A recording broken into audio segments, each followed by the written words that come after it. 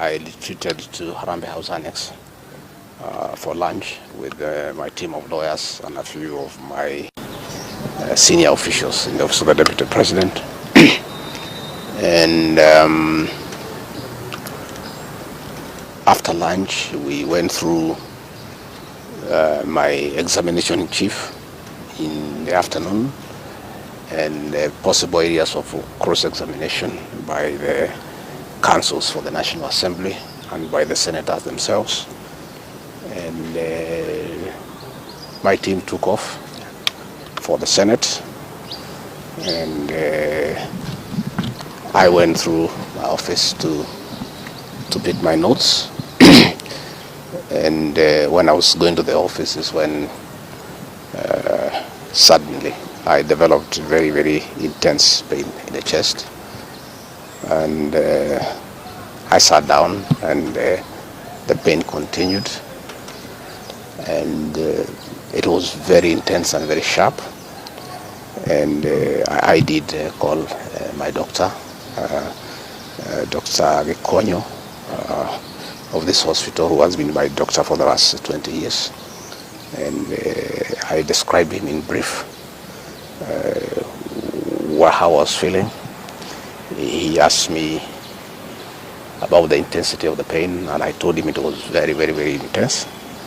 And as we were speaking, I started having shortness of breath. And Dr. Gachagua'S instructed me to drop everything I was doing and get here to Karen as quickly as possible. He told me what I had described is not a good thing, and I should come here. And I went down through the lift to my car, and he instructed my people to very speedily bring me here. And by the time I was getting here, I was under a lot of pain and shortness of breath. And I found Dr. Gachagua'S and his team of paramedics were waiting for me, and quickly examined me. And he quickly made a decision that I must be admitted immediately for observation and possible treatment. And in fact, after I stabilized, he did tell me that had I been late for another 20 minutes, we would be talking a different story today. He did want to thank Dr. Gachagua'S and his team of doctors and paramedics and the nurses. They have really taken very good care of me. And he would have wanted me to stay a bit longer for further observation. But I've requested that he allows me to go home. And he thinks I'm quite stable to go home, where he can look after me when from home. In any case, my home is not far away from here. And if there is any problem, I should be able to get back here. But as we speak, I'm okay, a little bit weak, but I feel better. The pain, the intense pain has gone away. What is there is very little pain. It is manageable for a man. A man must be able to withstand some of these small things. But in his assessment, I'm out of danger. But when I came in, it was very, very, very severe. And I want to thank the people of Kenya for their prayers. And I'm sorry many came to see me. I was not able to see them. The doctor could not allow them because I needed a lot of rest. And I was under very serious observation by a team of doctors and nurses. And therefore I was not able to receive visitors. And I want to thank those who took their time to come and visit me. Millions of Kenyans who have been praying for me for my quick recovery. I really want to thank them and to say that I will remain forever indebted to them for their concern, for their love, and for wishing me quick recovery. The unfortunate turn of events there during that particular time. Even as you were receiving treatment, a lot was going on in terms of Senate proceedings, the outcome of that. There's also a very active, legal proceedings on the same, resuming on Tuesday. In the wake of all this, even as the doctor has recommended that you have sufficient rest at home, but maybe just tell us, will we be seeing you active? Will you respond to all these issues that are going? We're talking about a parliamentary outcome, also talking about a legal process which is so intense that has even involved a 3-judge bench. What will be your reaction towards all this? I think for now my life comes first, my health comes first. It's unfortunate that when I was here in hospital, my brother and friend, President William Ruto, ordered for the withdrawal of my security from the hospital here. I've been here alone without a single officer looking after me. He ordered the withdrawal of security guards in my rural home in Nyeri, in my private home here in Karen, and all officers who are close to me were disarmed and given warning that they should not be anywhere near me. I didn't know President William Ruto can be that vicious. I am shocked by how vicious a man I helped to be president, a man that I believed in, a man that I was persecuted when supporting him, could be so vicious against me when I'm literally fighting for my life in hospital. How cruel can a man be? As we speak today, the Deputy President of the Republic of Kenya, Rigathi Gachagua'S, has no single security officer around him. He's alone. And I am aware that a judge seated in Gachagua'S, another one seated in Midimani, gave conservatory orders staying the proceedings of the Senate, which effectively means I'm Deputy President. But the President, in total violation of the court orders, viciously withdrew security around me. Again, to cripple the functions of my office. He ordered through the head of public service, Felix Koskei, that all officers in my office be sent on compulsory leave. Last night, all vehicles assigned to officers who work under me were impounded to cripple the office of the Deputy President. I don't understand this level of viciousness to a man who have been your deputy, who helped you to become president, irrespective of whatever he has done. At his lowest moment in life, when he's literally struggling to stay alive, you unleash such viciousness against him. I bear no grudge against anybody, but I had not seen that in President William Ruto. The man I'm seeing is not the one that I thought that I knew. I know there was concerted effort that I should not go to Kwale for the celebration. Wilson Airport were told that I should not go through Wilson Airport. All owners of helicopters were told that I should not be allowed to use any of them to go to Kwale.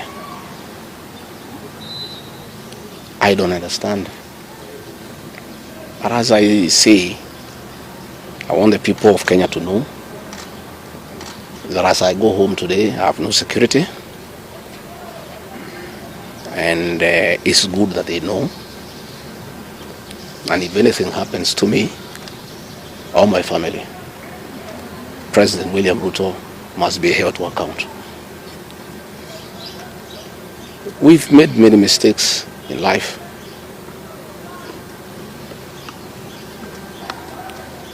And we keep on learning. I trusted President William Ruto. The people of the region where I come from, the Mount Kenya region, trusted him. In fact, as we were preparing to go to office, nobody else trusted him. Musalia Mudavadi demanded that they must sign an MOU with him, which they did. Moses Wetangula demanded that they must sign an MOU with him, which they did. Amason Kingi demanded the same. Alfred Mutua, everybody else. I'm the only man who trusted him. Verbally, because we are Christians, we used to go to church together. And as a Christian, I believed a fellow Christian that he would never betray me or my people.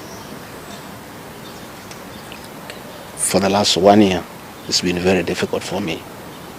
But I'm a very persevering man, very enduring. And what happened on Thursday is a culmination of continuous persecution and stress for a year. And when I look at it, probably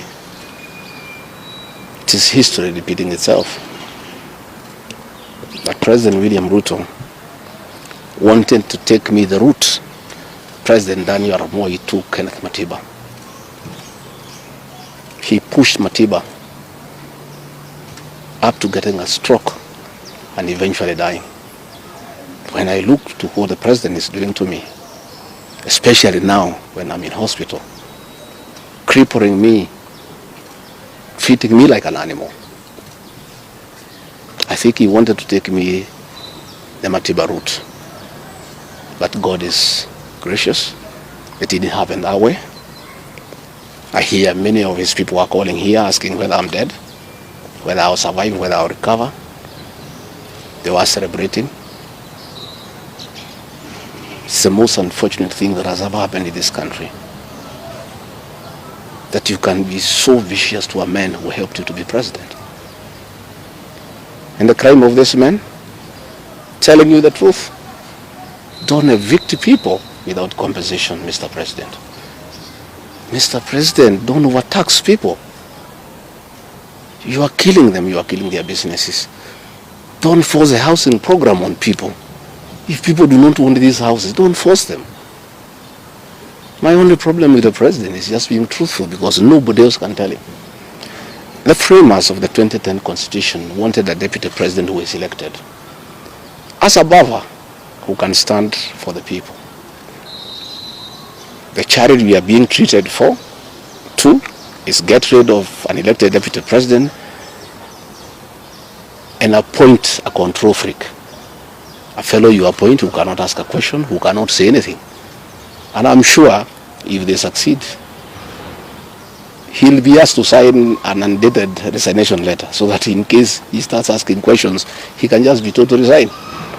But the framers of the 2010 Constitution were very clear in their mind why they wanted a deputy president who is elected. I'm the only man in the cabinet and in the whole government who can stand up to President William Ruto and tell him, hey brother, this is not right.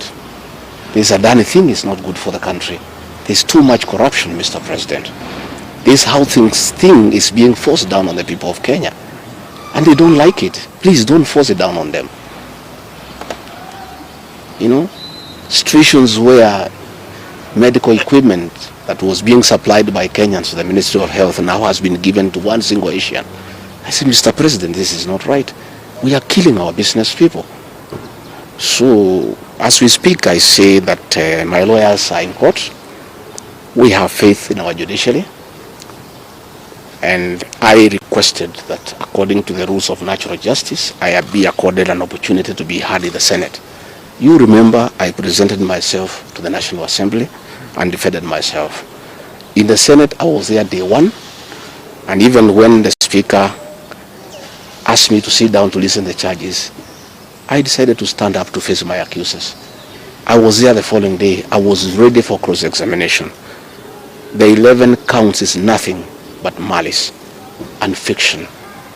It was a political game by the president to get rid of me. And looking at it, I don't think the president had any intention of ever working with me. I think he just needed me to help him win the election because of my mobilization capacity and the faith the Mount Kenya region has in me. So I should have been given an opportunity. I have asked my lawyers and they have told me the motion was not time-bound. What is time-bound is a select committee that should work for 10 days and then report to plenary. That committee was never constituted. So this matter should have continued and waited for me. I was ready for cross-examination so that I answer those 11 counts one by one, and I'm sure had I been given that opportunity, I would have persuaded the senators otherwise. I was not given that opportunity. When you look at the speed at which Rigathi Gachagua is being held in that office, it's like the story of Simon Makonde. You remember that story? One who died, who was born on Monday and by Sunday was buried. The kind of efficiency that has been exhibited in holding Rigathi Gachagua out of office, if this efficiency was being exhibited in the management of the affairs of this country, Kenyans would be very happy. What is the hurry? The framers of the Constitution gave the president 14 days to look for somebody to replace the deputy president. It gave Parliament another 60 days. That's a total of 74 days.